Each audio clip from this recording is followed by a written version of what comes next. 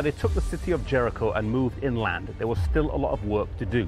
The land was occupied, but this was the area God had promised he would give them.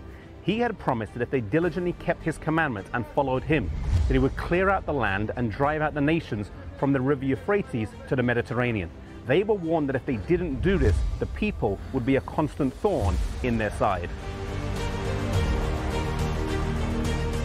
Sadly, they failed to heed the advice given them, and Judges 1 verse 28 says that they failed to utterly drive them out. They chose the course of ease, and they mingled and intermarried with the various heathen tribes around them. Soon heathenism and idolatry spread amongst the Israelites, and they served as captives in the land that had been promised them. The king of Mesopotamia, Eglon, king of Moab, the Canaanites and the Philistines all became oppressors of Israel.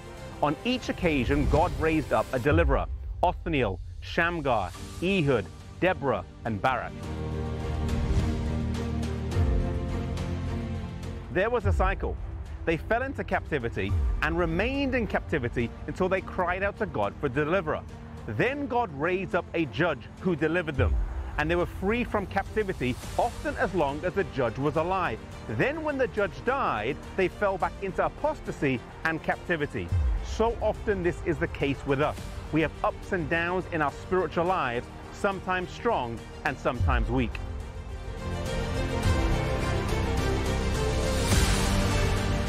Before crossing the river Jordan into Israel, the Midianites had almost been wiped out.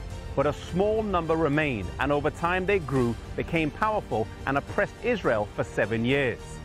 God raised up Gideon to deliver his people. Gideon was hesitant to take on the call and asked God 3 times to show evidence that he was with him.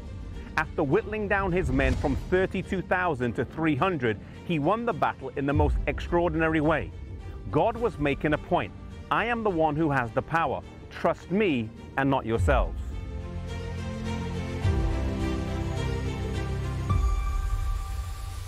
But perhaps the most famous judge in Israel had a very mixed reign, and his name was Samson.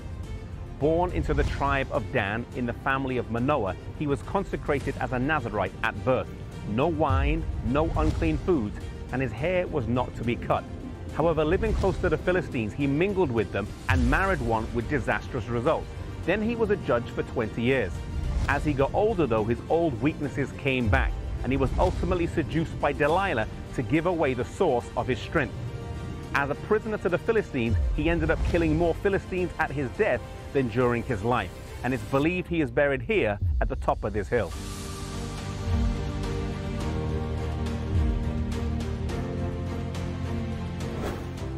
Many of the judges did have disadvantages. Ehud was left-handed, Gideon was outnumbered. Samson, though, did have physical strength, but maybe this contributed to his downfall because he trusted in his own strength rather than in the one who was the source of his strength. God was always trying to teach his people to rely on him, not to rely on their own strength, not to rely on the strength of their armies, but to rely solely on him. He who had brought them from Egypt to Canaan miraculously would deliver them if they trusted in him.